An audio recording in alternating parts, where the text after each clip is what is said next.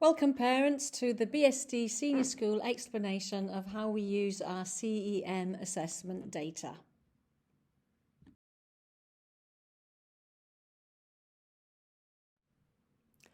So, students take the assessment in the ICT room. It's computer-based, it's very quick to administer. We get results back in 24 hours. It takes students about 40 to 60 minutes. Now it's adaptive. So what this means is the assessments challenge each student using a selection of questions matched to their ability. So these are taken from a large bank according to how the student responds. For example, if a student answers a question correctly, the next question they see will be more difficult. If they answer incorrectly, then the next question will be a less challenging question. So this continues until the program calculates the level at which the student is working at. And the students do a range of vocabulary, mathematics, non-verbal reasoning and skills towards the end of the assessment. So it's given on one day, it's just one score, so it's a snapshot. So it cannot definitely say that your child has this ability because it's just a small piece of data that we use together with our internal data to give us a bigger picture of how your child is doing. It's particularly good for identifying gifted and talented students and identifying or suggesting any learning gaps or learning barriers that your child may have. Of course, it does rely on the fact that the student has to take the assessment seriously. They can't do better than they are, but they could do worse than they are. For example, if they get bored towards the end of the assessment, that may give them a low score. So a low score doesn't necessarily mean that your child is struggling. It just may be that they haven't done the assessment correctly. But we would use any low scores or any large differences between the scores. We would use that and assess your child further to see if there are any learning barriers that we need to address. So it's skills-based, it's not curriculum relevant, so you can't revise for it or anything like that, but it's not curriculum specific, it's curriculum relevant. Gives us a good indication and a good projected score of how well your child may do. So it's pretty robust and reliable. It's been going for 30 years and it's the profiles of each student are compared against 400,000 other students.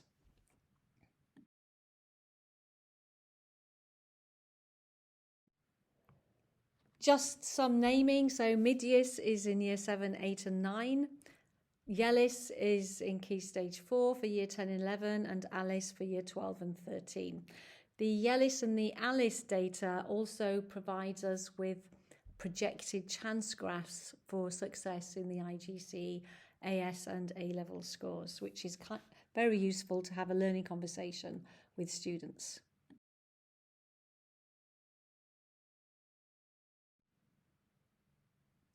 So the students are assessed for vocabulary, mathematics, non-verbal reasoning, and patterns for Alice and Yellis, and skills for Midius.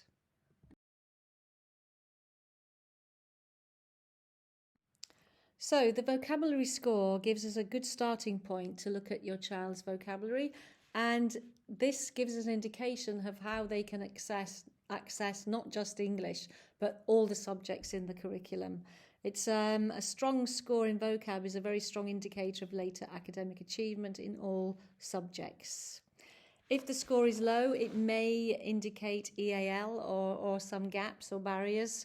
So we would then encourage the child to take any opportunity to develop reading skills, encourage the student to use new language, and also provide in the classroom, we'd make sure that we provided clear written instructions. We'd also really encourage the child to start a glossary, their own glossary at the back of their books, and to give them opportunities to widen their vocabulary.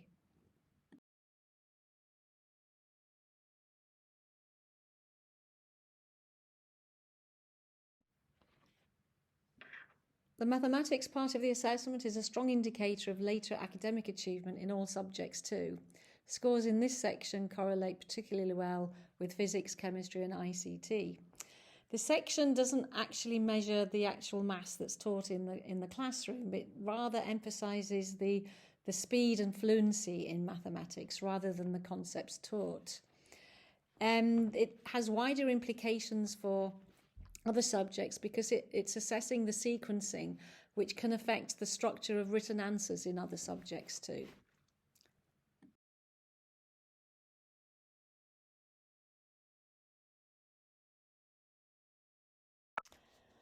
Non-verbal reasoning or patterns measures the pupil's ability in visualizing 3D shapes, spatial aptitude, pattern recognition, and logical thinking.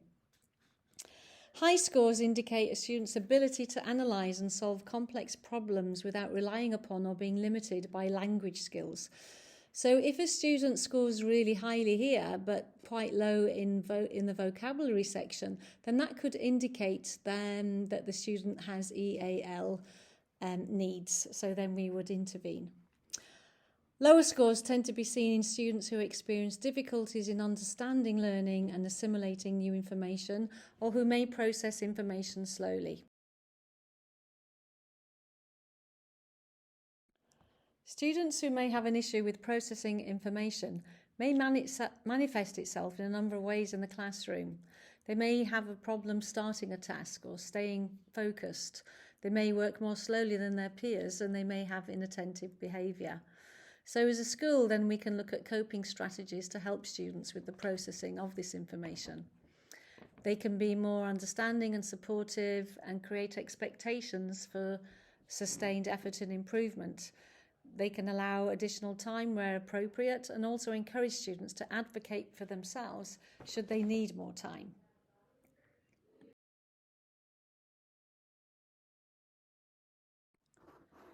The skills part of the assessment measures proofreading and perceptual speed and accuracy. So these are designed to measure fluency and speed. So these skills of scanning, skimming, and quickly taking in information are beneficial when reading questions in exam conditions and checking answers. They're kind of like a proxy for how well they will cope in exams and test situations.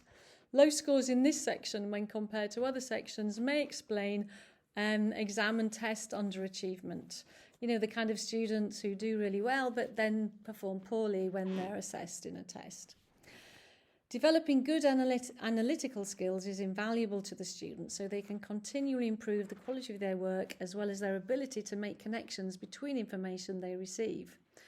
The skills assessment is made up of two sections. The first one relies on the pupil scanning and skimming the skills that are desirable in exam situations. If the student is experiencing difficulties with proofreading when working in timed or examination conditions, then they're going to be unable to check their answers effectively, or they may even misread questions. For students with low scores here, focused attention is needed on improving proofreading skills and examination technique.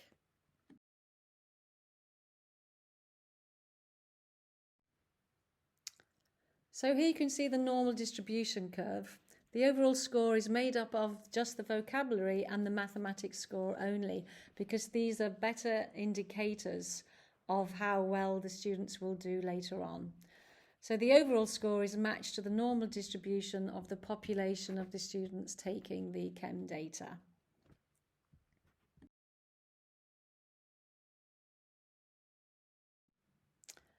So the overall scores from the vocabulary and the mathematics score are combined, and the majority of students will of course fall between the average range. Most of the students at BSD are usually 100 and above. The 68% of all those students score between the range of 85 and 115. Students below 85, we would need to intervene and they would need to have learning support. Students with over 130 are termed gifted and talented for those scores.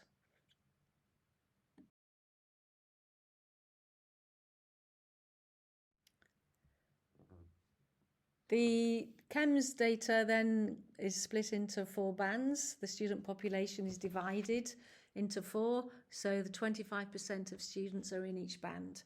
The highest band is band A, then band B, band C, and band D. They also look at the percentile. So if you have a percentile of 72, it means that 72% of all the other students scored less than that particular student did.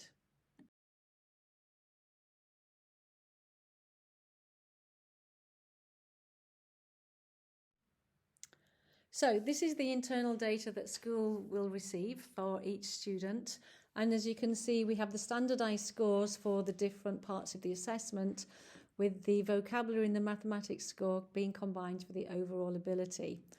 Those scores are then put into the bands. The stay9 is looking at the normal distribution curve, and then we have the percentile at the end. So this particular student has an overall ability of 111, which is pretty good. The band is an A band. The stay9 is 7, so that's pretty much the top percentage of students. And 78% of students scored less than this particular student. If you look at the graph there, you can see the standardised score of 100, that's the mid-range, and most of our students are usually on or above that range.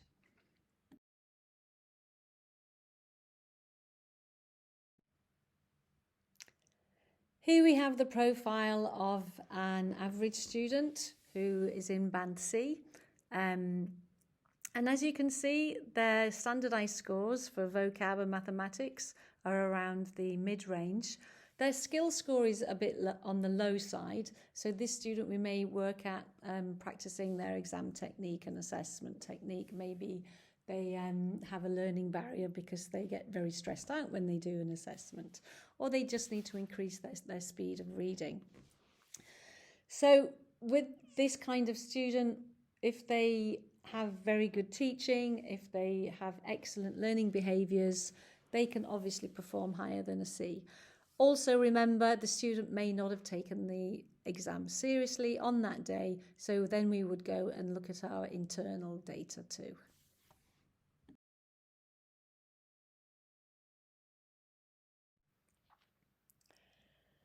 According to research, students with high aptitude should be identified strictly by the use of these aptitude tests. Using teacher recommendations has been found in much research to result in inconsistencies from school to school and teacher to teacher. This is inevitable when students present such different pictures of themselves to different teachers. Aptitude does not necessarily show up in the same way in all subjects. Students can also usually don't want to show how good they are. They may think they're going to be given extra work and they don't want to stand out amongst their peers. So it's absolutely critical that gifted and talented students are identified using CEM's assessments or other similar standardised assessment tests.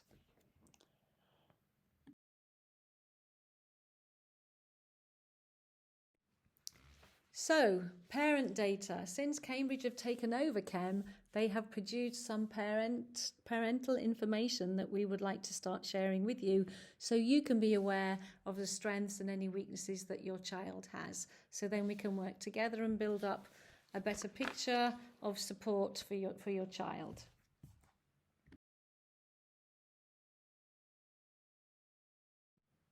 So as a parent, you'll expect to see something like this when we send you out your child's individual report from CEM. It will explain the different vocabulary, mathematics and non-verbal reasoning and skills, and it'll also give you your child's score. So if you can see from this profile, we have a student with slightly above non-verbal reasoning, so they have quite a good aptitude. Their vocabulary is on the low side, and their mathematics is something that this student is going to struggle with. So then we would intervene. The math department do use this data to help with their setting, but more importantly, they do use their internal assessment too. The vocabulary is on the lower side, so we would encourage the teachers to build up the vocabulary. Because the maths is low and the vocabularies, we would do some further testing. But as you can see, the most important thing is the non-verbal reasoning is high and the skills are high. So this could indicate that the student has learning gaps.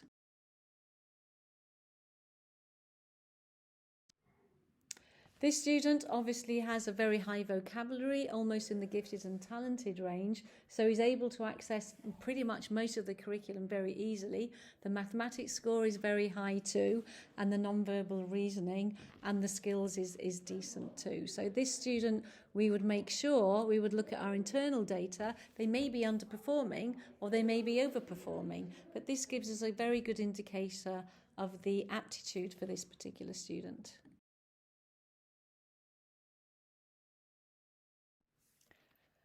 For this student, you can see the mathematics non-verbal reasoning are on the average baseline.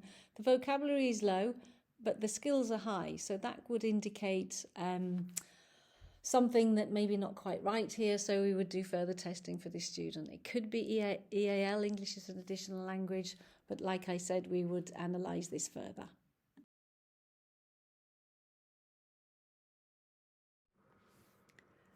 This student has a typical profile and they have good scores for mathematics and non-verbal reasoning, slightly on the low side for vocabulary score.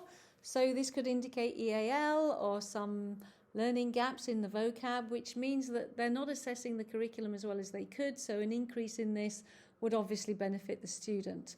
Some work on improving their skills would also benefit this particular student for the future.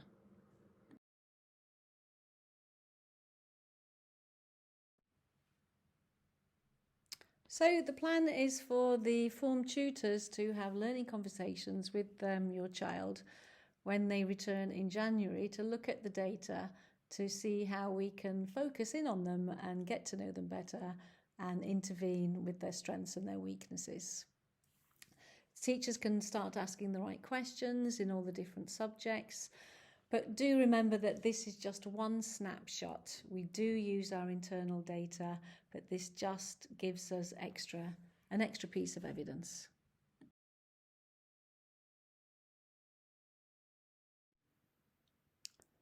Thank you for listening. I hope you found that very useful. We're excited to be sharing this data with you. If you have any further questions, don't hesitate to contact BSD Senior School.